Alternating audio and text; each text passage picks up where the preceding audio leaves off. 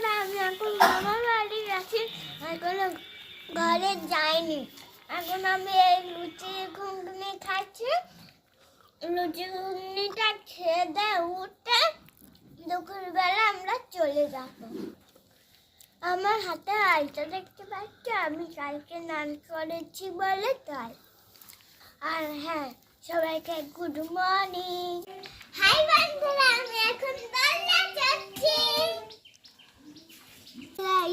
আমরা কাল মেলায় গিয়েছিলাম, মেলায় থেকে এই জিলিপি কিনে এনেছি। এখন আমরা জিলিপি খেয়ে নিয়ে তারপরে আমরা এই রোদে ঘুমাবো।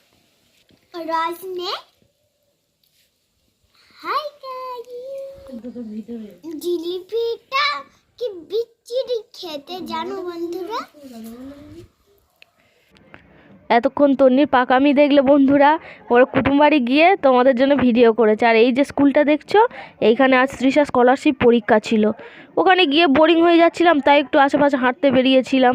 এই যে এই ভদ্রলোকটির দর্শন পেয়েছি, দেখো তোমরা, একজনদের বাড়ির চালে বসেছিল, কি ভালো লাগছিল, অনেকেই ক্যামেরা করছিল।